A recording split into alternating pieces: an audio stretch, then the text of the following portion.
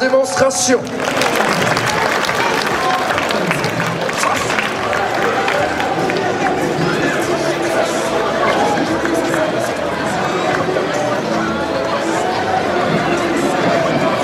Mesdames, Mesdemoiselles, Messieurs, la Ikikai de Cran-Gevrier est heureuse de vous présenter une démonstration d'aïkido. Nous commençons par les enfants que nous prenons à partir de 8 ans jusqu'à 13 ans. Et à partir de 14 ans, ils vont en cours ados et adultes. L'aïkido a cette spécificité, c'est que c'est un art martial. Donc nous ne le pratiquons pas comme un sport avec de la compétition.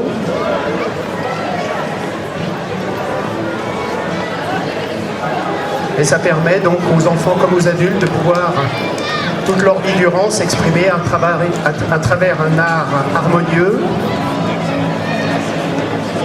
sans les contraintes dues à l'âge, la compétition, les catégories de poids.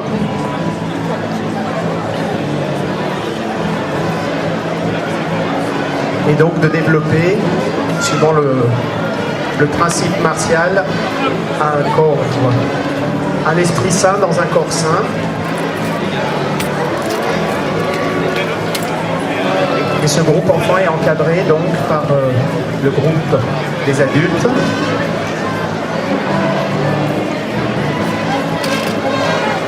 Donc vous l'avez vu, on a commencé par des chutes avant. Donc l'aïkido étant principalement basé sur des projections et des immobilisations, les chutes ont une importance prépondérante. Comme dans tous les arts martiaux, on commence et on finit par le salut, signe de respect, de gratitude.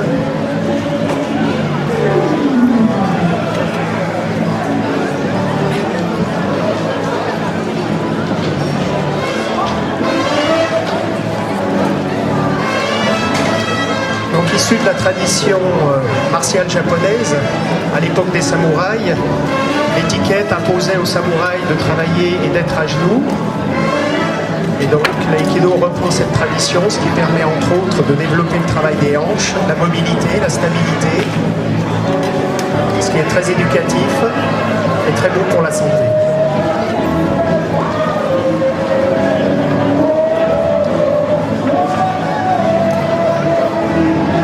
Donc n'ayant pas de compétition, l'aïkido fait quand même nous avons quand même des passages de grade avec des niveaux qu'on retrouve comme en judo ou en karaté. Mais nous ne mettons pas de couleur de ceinture pour ne pas créer l'esprit de compétition, mais plutôt un esprit de coopération. Tour à tour, donc il y a un attaquant et un attaqué qui fait une technique. Les attaques, vous voyez, sont relativement... ne présentent pas de danger particulier, ce qui permet donc de construire des techniques de manière souple.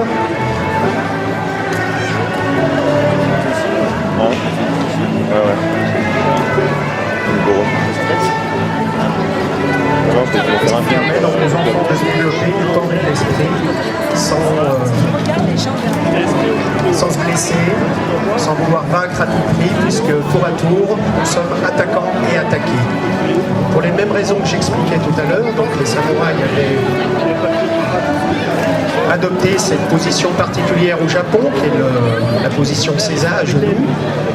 Et donc un guerrier pouvait se faire attaquer dans cette position par un adversaire debout, d'où ces positions, une personne à genoux, une personne debout. L'idée de la saisie permet de construire des techniques sans danger, sans se faire mal, mais également symboliquement c'était l'idée d'empêcher le samouraï de sortir son sabre ou n'importe quelle arme. Et donc avec ces saisies, on retrouve des techniques de projection.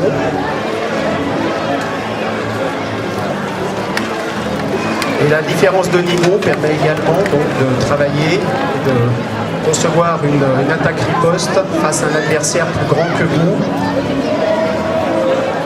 voire mieux armé que vous.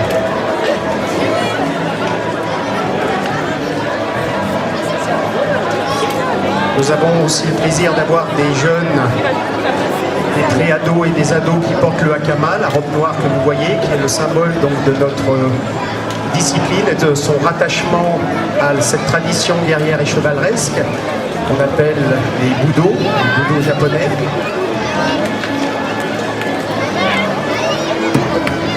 Le port de hakama est empreinte d'une certaine noblesse et d'une certaine allure. Les plis représentent l'ensemble des vertus développées par un guerrier. Vertus qui tournent autour de la bienveillance, du courage, de l'amitié.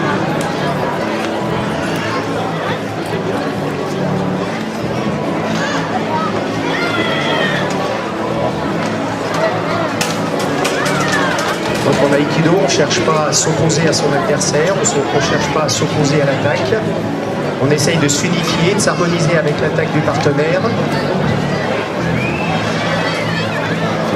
Depuis longtemps, les samouraïs avaient compris qu'il était plus facile d'utiliser la force de son adversaire plutôt que d'utiliser sa propre force, qui a ses limites.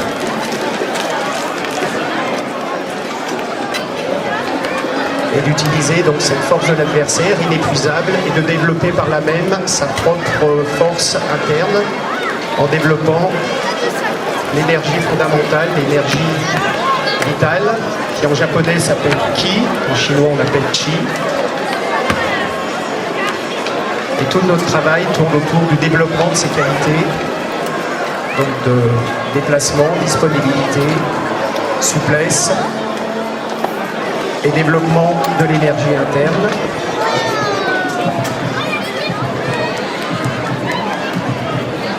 Sans cet esprit de souplesse, l'aïkido ne pourrait pas exister car toutes les techniques sont dangereuses. Donc il faut absolument développer chez les jeunes, comme chez les moins jeunes, un esprit donc de bienveillance pour ne pas se blesser et pouvoir malgré tout donc développer une efficacité technique que vous verrez un petit peu plus tard au niveau des adultes, qui permettra de faire face dans la vie à toutes les situations en sachant que la souplesse est toujours préférable à la dureté. Merci, on peut les applaudir s'il vous plaît.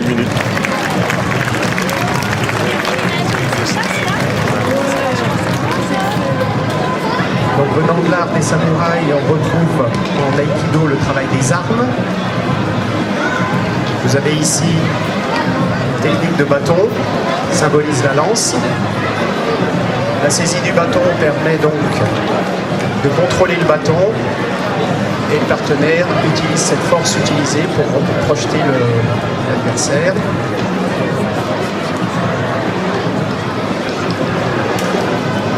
Là, vous avez bâton contre bâton.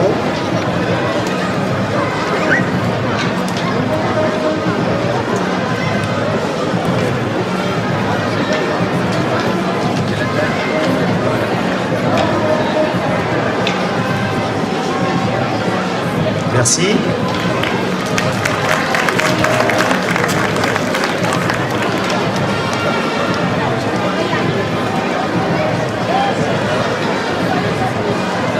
Et donc, un guerrier sur le champ de bataille devait pouvoir faire face à une multitude d'agresseurs.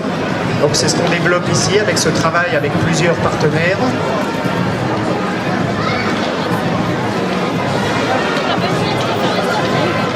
Donc la mobilité, les chutes, la souplesse. On les applaudit très fort, s'il vous plaît. C'est un très beau travail. Merci.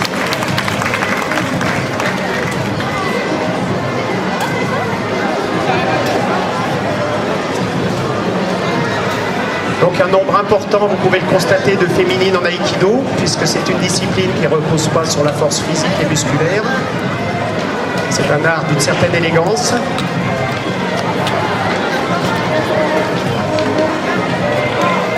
Et qui véhicule de fortes valeurs esthétiques.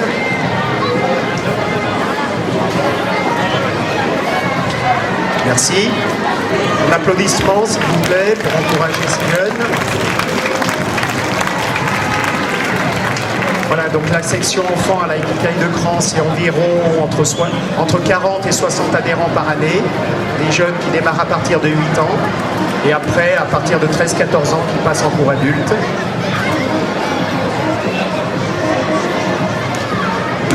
Donc on retrouve le travail à genoux, d'une manière cette fois un petit peu plus dynamique, où on apprend la mobilité, la stabilité.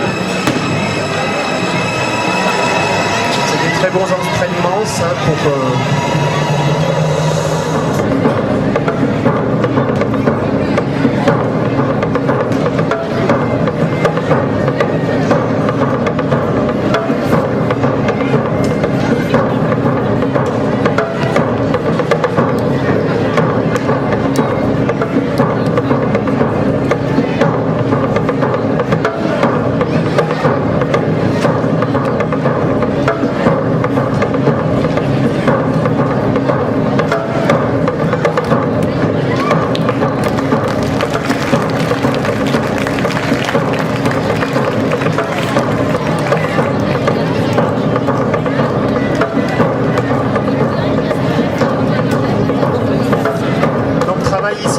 l'ennemi sur un coup de poing direct au ventre. Donc contrairement à l'idée reçue, l'aïkido serait uniquement une discipline de défense. En fait, elle ne fait pas la distinction entre attaque et défense, étant par nature un art de non-dualité. Donc on développe aussi bien les attaques efficaces que des systèmes donc, de défense. Attaque arrière. Donc Aude ici, vous voyez, est 4e dan, ceinture noire, et son partenaire est 2e dan d'aïkido. Donc vous voyez que l'idée est de ne pas se laisser enfermer par l'attaque de l'agresseur, mais de tout de suite réagir de manière très dynamique.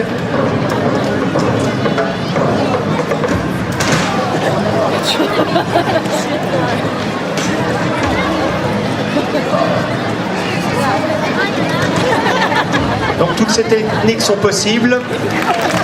Ici. Parce que la souplesse aussi bien de l'un ou de l'autre est au rendez-vous, sinon vous comprendrez que les chutes en aïkido permettent donc de se sortir de mauvaises situations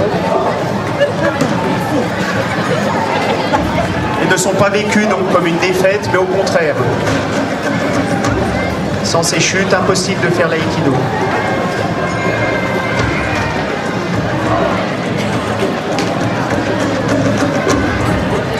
Donc Pierre, qui a le Jo, est ceinture noire 1er dan, et son partenaire 2e dan, ceinture noire. Donc vous voyez, le rythme a déjà changé.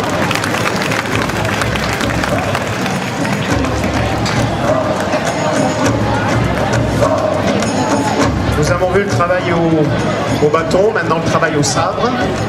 Le sabre en bois, appelé bokken.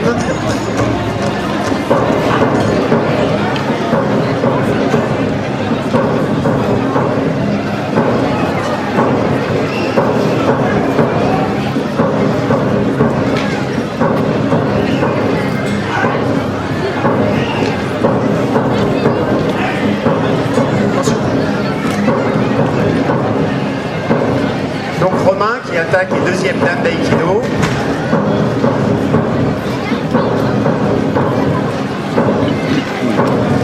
Et Aude, 4e dan, elle s'occupe du groupe des enfants dans notre club avec une équipe. Donc les attaques en aïkido sont très variées. Saisie des épaules, saisie des manches, saisie d'une main, saisie avant, arrière, attaque aux armes.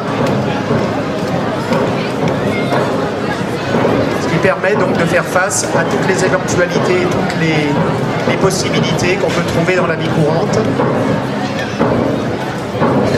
Donc nous ne sommes pas limités uniquement à des saisies ou uniquement à des atémies, mais à un ensemble de situations extrêmement variées.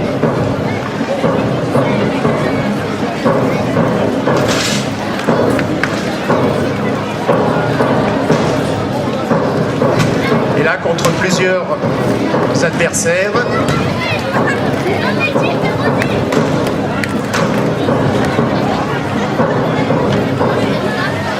Voilà, merci.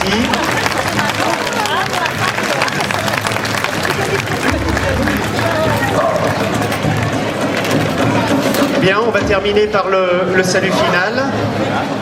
Donc je vous rappelle, nous sommes installés depuis plus de 30 ans au complexe sportif du Vernet. Nous accueillons donc les enfants à partir de 8 ans et les adultes à partir de